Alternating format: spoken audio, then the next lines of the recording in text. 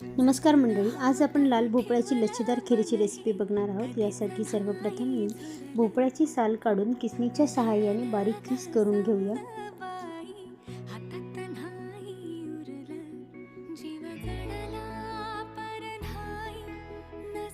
यानंतर कढईमध्ये 1 चमचा तूप टाकून किसलेला भोपळा मंद आचेवर परतवून घेऊया।